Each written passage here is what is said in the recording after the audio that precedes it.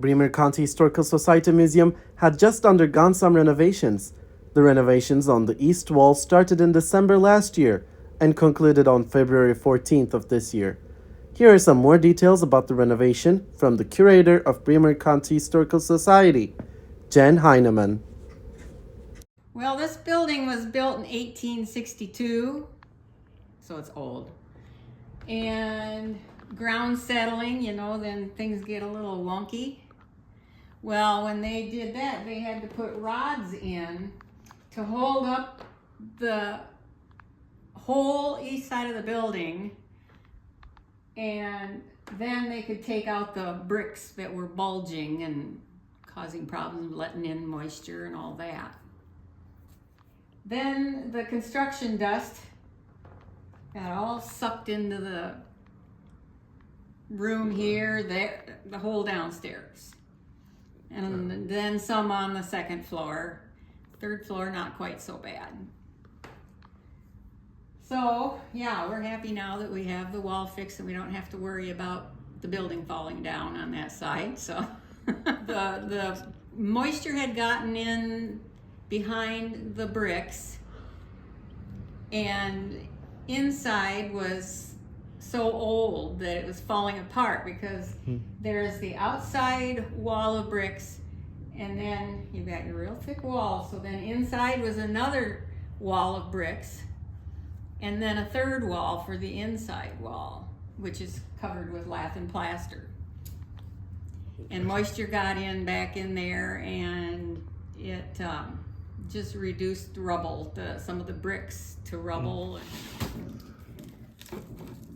But the bricks just kind of made a mess, and this is what they found inside the wall. Now we're gonna kind of concentrate on the inside, because when racking the building like that, it caused a lot of cracking in the plaster. Oh. And there's some above the exit sign too. Yeah. And there's other places, and so that's another thing to deal with.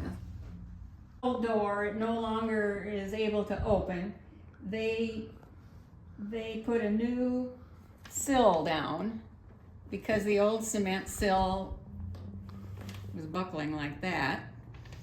And then there's another door back yonder that they permanently closed off. And then I think they did another windowsill upstairs. And they're all cement. So,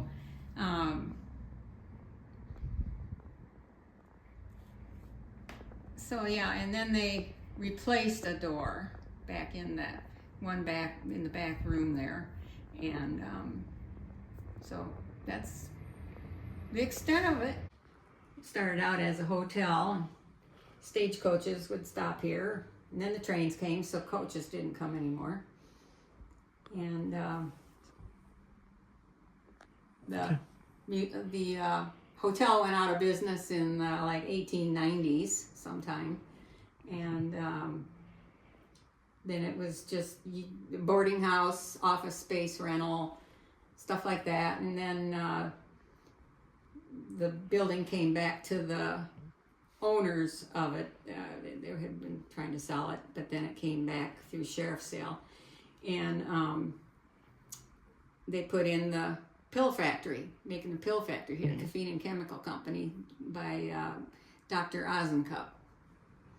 And then his two sons, Lynn and Willard, helped run the business, and they sold it in the mid-50s, and then the new owner eventually moved the operation to Wisconsin, and so they still had the building, and by this time the Historical Society had formed, and they bought the building.